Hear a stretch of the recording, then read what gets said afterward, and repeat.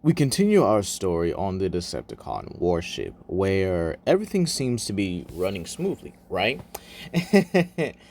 Yeah, not really, or at least not for today. Skylinks, Darksteel, and Predaking approach Shockwave. Predaking's made a choice. Now he's going to see how that gets him so far. And he simply states, "Father, I'd like a word with you." To which Shockwave groans, "What do you want, my child?" To which this is where Predaking simply states, "Are we partners in this?" To which Shockwave is like, "Partners? Are we, allies? Are we a family? Are we, more than just foot soldiers for you?" To which Shockwave simply states, "Actually, you are more. You are everything I need, especially you, my firstborn. But to show your independence, that's quite a rare feat here." And this is where the other Predacons come in, actually kind of curious of what's going on or to report back from another mission. However, Shockwave transforms into his Zoshia state and simply states, "Here, let me grant you the independence you want." However, this is where the other Predacons witness something horrifying. He grabs Predaking by the throat, slamming him against the wall, then blasting him with dragon energy, then proceeding to thrash him around in kind of a display of dominance. And this is where everyone looks in horror as he's just beating him senselessly, mercilessly, ruthlessly. And he simply states, "Now, considering you've shown your independence, which I equate with defiance, now I will give you the best ending I could possibly give to someone." Into which Hunger is looking like, "Wait, what's he doing? He can't possibly think this is right. What do we do?" To which this is where Shockwave makes it clear. "If any of you choose to defy me or go against me, this will be the consequences." To where he grabs Predaking by the throat and then by his leg. And Predaking simply looks to Skylinks and Darksteels, telling them to please make their own choices. And this is where, to everyone's shock and horror, even the likes of Breakdown, Soundwave, and the remaining Insecticons, he rips Predaking in half, tossing his body aside. And he states, "Well, that'll be the cyber matter I need then. Now, as for the rest of you, I have another mission." To which this is where Ripper Snapper is simply like, "Yes, sir. How may we serve you?" To which Shock was like, "Good.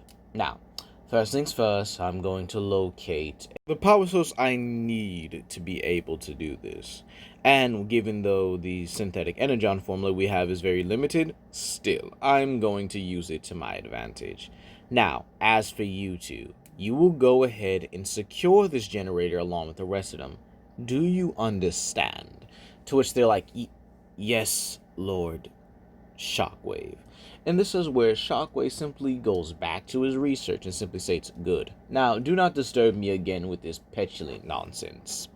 And this is where he simply calls for Twin Strike to remove Predaking's corpse to the dissection table, to which Twin Strike does immediately. No questions asked, no hesitation. And this is where he leaves with the rest of them.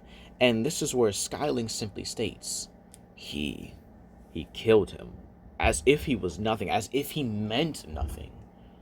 "Our father does not care for us." To which Twin Strike simply states, "Look, y'all have our own independence, but right now, it's not worth it. We're not gonna defy him just so that, we could just get killed like nothing." And to think Predaking was the strongest of us. None of us can hope to match him. To which Skylings then simply states, "Perhaps it is not us who needs to deal with Shockwave once and for all." And to which Twin Strike simply states, "Look, keep that to yourself and don't talk about it with me." And this is where he simply looks to Darksteel. "Are you thinking what I'm thinking?" To which Darksteel's like, "Yeah, we gotta make sure we do this right. For now, we obey, but we gotta keep it moving." But this is where we head back to Autobot Base, Outpost Omega. the Autobots themselves had just gathered all the Omega Keys at this point. I know I kind of skipped the arc here, but again, with Shockwave kind of being a bit more elusive here, yeah, the Autobots have already gotten all 4 Omega Keys, and, obviously found out that it was Smokescreen's the last one. But Balerion's on the top of the base meditating, while Arachnid simply circles him with a mischievous look. You've been meditating for a couple cycles now. To which Balerion says, don't be dramatic, it's only been a couple hours. To which he's like, uh-huh, and that's what's been annoying me. You're not paying attention, you're not giving me any affection right now. We haven't even done it in a while. To which Balerion is like, it's literally only been an hour in Earth times. To which the Arachnid's like, Earth times in our time simply feels like forever. Can you just really say no to all this? To which he looks at Arachnid, who's in a very preposterous position. He's like, alright, fine. Let's just get this over with. And this is where he puts a dark void around them, and they just start getting freaky out of nowhere. But this is where the Autobots themselves are also on their mission at this moment here. Keep in mind, Balerion and Arachnid don't do it for very long here. They get it freaky for an hour. But again, we could say that during this kind of hour here, RC, Bulkhead, Wheeljack, Bumblebee, Smokescreen have actually done something that they think is quite valuable. And that is capture Soundwave. I mean, we are still kind of in the end of like season 2 here still, but again, kind of wanted to add something to kind of give the Autobots an ultimate edge here. And well, this time, Soundwave is actually crippled here in this timeline. Not injured, but crippled, believe it or not. And this is where we actually see the 2 beings that did it. Now, he's also smoldering, and now the fact that he's landed in electrical wires, he is now being electrocuted. It's not looking good for him at all here. Now, you might ask yourself, Legendary, was it Optimus that brought him down? He can't fly in this timeline. No, he can't. But there are 2 that can. That being Gog, or technically 3 with Arachnid and Balerion, but again, you get my point here. Gog Mazios was actually the one to deal the finishing blow. However, he was hounded by the likes of Dreadwing. Gog simply states, good work, Dreadwing. We've actually got one of the most dangerous Decepticons. To which Dreadwing says, I do apologize for this sound wave, but you are the most informative of it. And keep in mind, this is where Gog simply states, it's actually going to be a shame what happens to him when I give him to Antel Ka. And considering Starscream can't provide any information, I could probably terminate him later.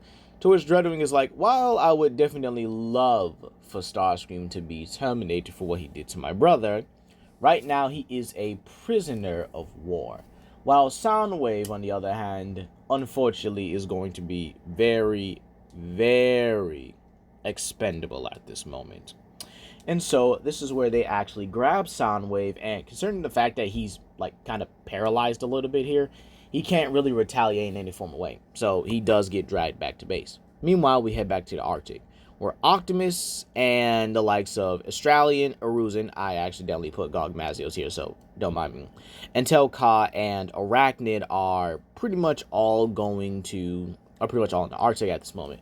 And this is where Balerion is simply looking around, especially at the sky. He's expecting something or someone. And this is where Arachnid simply states, honey, what's wrong? You look like you're looking for someone here.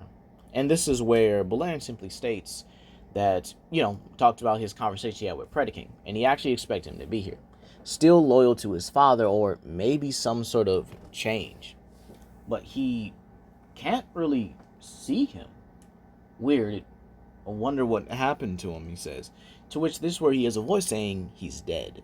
And this is where Skylynx and Darksteel basically descend upon him, and in their robot forms, no less. And this is where, before the Autobots and Dragons can pretty much battle with them, they kneel right before Balerion. And Balerion's like, okay, what a great turn of events, actually. I mean, I'm not complaining, but, where is Predaking? What do you mean he's dead? And so Skylynx explains what happened. He explains what Shockwave did to him. And they making their own choice. Predaking showed them that they can be independent, but with Shockwave there are consequences. However, Balerion's taken aback. He killed his own creations, his own children, as if they were nothing. So Balerion simply states, you made the right choice. Come, join me, be a part of my team, and I will see to it that we restore your race tenfold. To which Darksteel simply states, he likes the sound of that.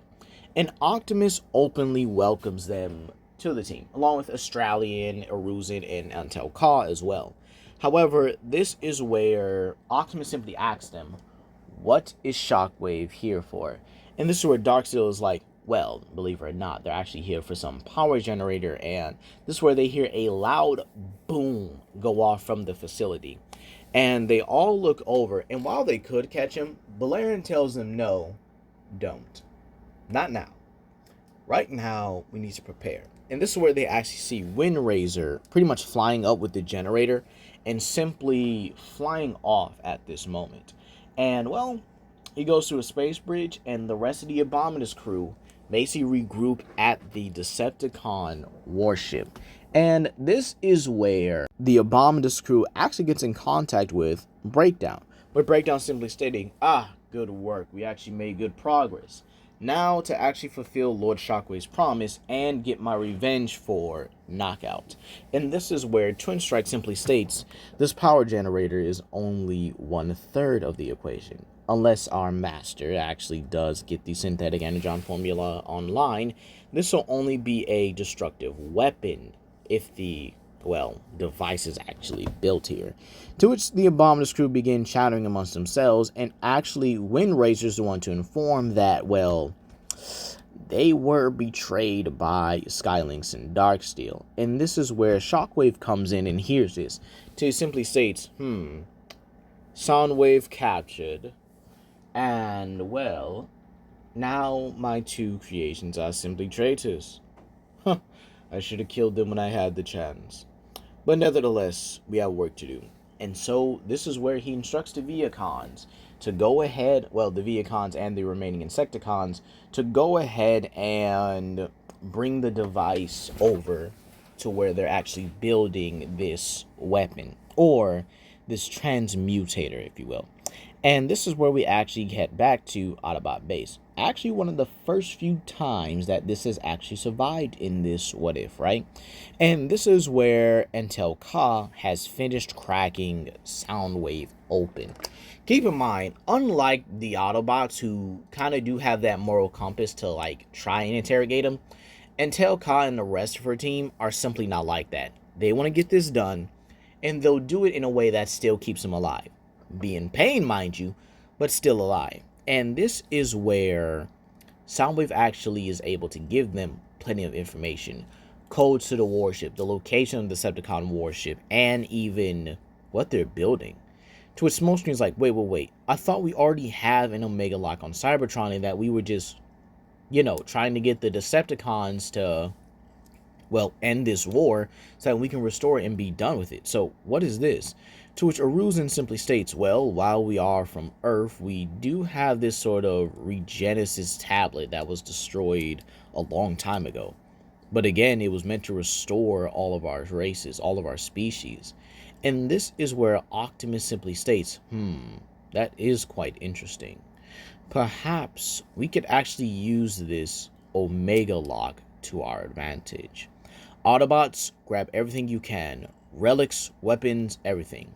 For tomorrow, we end this battle once and for all. And that's where we're going to leave it off here, everyone. So tell me how you guys feel about this chapter so far. And technically, the last part of this is going to be the finale, while the next two are going to be epilogues into the next series that kind of just divulges into what if Balerion fought Godzilla. But hey, be sure to comment down below, like and subscribe and share with your friends, and I'll see you guys for another video. Peace.